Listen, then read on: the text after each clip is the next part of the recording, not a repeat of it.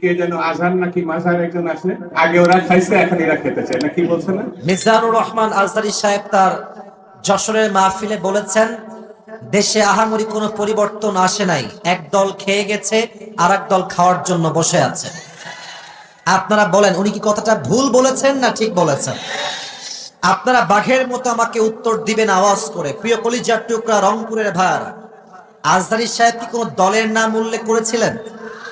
এই যে আস্তে কথা বললেন, কোন দলের নাম বলেছেন? কোন ব্যক্তির নাম মেনশন করেছেন? উনি জাস্ট বলেছেন একদল খেয়ে গেছে আর এক দল খাওয়ার জন্য বসে আছে, এতেই কিছু লোকের গায়ে আগুন ধরে গেছে। আমরা কোন দলের নাম উল্লেখ করি না। আচ্ছা, মনে করেন যে আজহারী সাহেব কোন দলের নাম উল্লেখ করেই ফেলেছেন, কোন দলের নাম এক্স্যাক্টলি মেনশন করেছেন, তো আমাদের কি জনগণ হিসেবে বাক স্বাধীনতা নেই? বলেন সবাই, আছে না নাই? যদি আমাদের বাক স্বাধীনতা কেউ কাটতে চায়, তাদেরকে আওয়ামী লীগের ইতিহাস মনে রাখতে হবে। যুবক ভাইরা আমার, তো আমি দেখলাম একজন নেতা, তার নামটা আমি জাস্ট বলেই ফেলছি, ছোট্ট নাম বলছি, দুদু সাহেব। উনি বললেন কোথাকার কোন আজহারি মাঝহারি মিয়া, আজহারি কি মাঝহারি? এটা কি আপনাদের সস্তা মনে হয়? আজহারি এটা হচ্ছে বাংলাদেশের ব্র্যান্ডের নাম। যুবক ভাইরা আমার, আচ্ছা আপনি বলেন, এই যে একজন নেতা, দলের নেতা একজন আলেমকে বলছে আজহারি মাঝহারি কোথাকার কে, এটাই প্রমাণ যে সে মানুষটা শিক্ষিত হতে পারে না।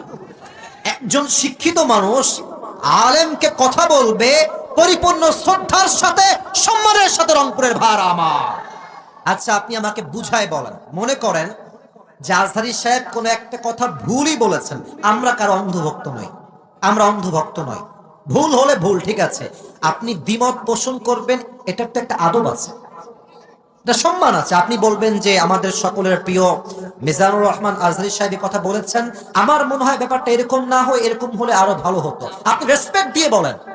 আপনি যখন আজহারীকে মাঝহারি বলে গালি দেন, কলিজার টুকরা যুবকদের রক্তক্ষরণ শুরু হয়ে যায়। যুবক, তবে হ্যাঁ, একজন বললেন যে আজহারী সাহেব আসেন, আপনি রাজনীতির নাম লেখা, আপনি রাজনীতি করেন, আপনি ওই দলে যান, সেই দলে যান।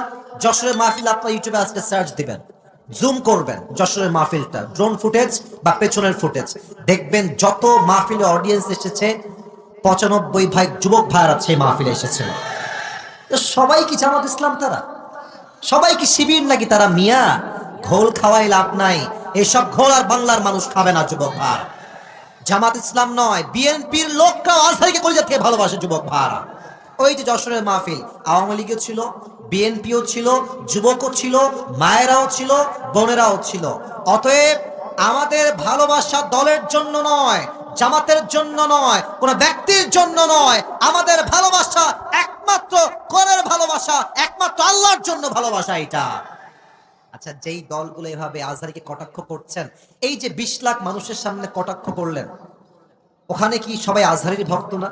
তো আপনি যে গালিটা দিলেন, যার বুকে আপনি আঘাত দিলেন, আচ্ছা ভাবেন যে আজহারী সাহেবকে আমি ভালোবাসি, কথার কথা, তো আমার ভালোবাসার মানুষকে যে গালি দিবে, আমি কি তাকে আর ভোট দিব নাকি? কথা বলেন, ভোট দিব নাকি? আপনি আমাকে সম্মান করবেন, আমার ভালোবাসার মানুষকে সম্মান করবেন, আপনাকে আমি স্যালুট জানাবো। যুবক ভাই, আছে কিনা বলেন? মেহেরবানি করে দলাদলি করবেন না। স্বৈরাচার বিদায় নিয়েছে, ওই চ্যাপ্টার ক্লোজ। আগামীর দেশ হবে ইসলামের বাংলাদেশ, কোরআনের বাংলাদেশ।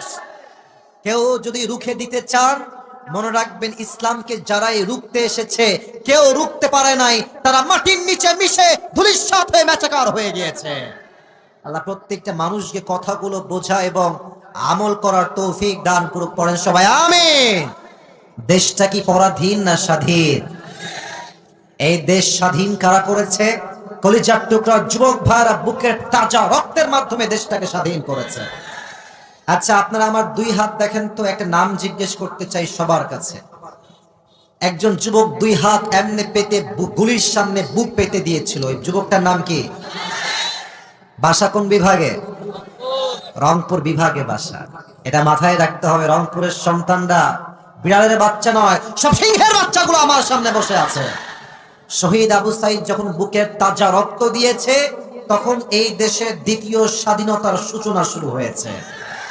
তার রক্ত দেওয়ার পরে দেশের প্রত্যেকটা যুবকদের কলিজায় রক্তে আগুন শুরু হয়ে গেছে। যুবক ভাইরা, এই দেশটা আমরা দ্বিতীয়বার স্বাধীন করতে পেরেছি, এটা আল্লাহর শুকরিয়া। তবে আমি এখন ভূমিকায় কিছু কথা বলবো, যে কথাগুলো দুই একজন লোকের গায়ে লাগতে পারে।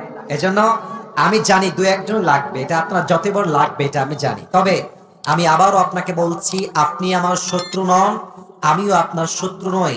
আমার প্রথম পরিচয়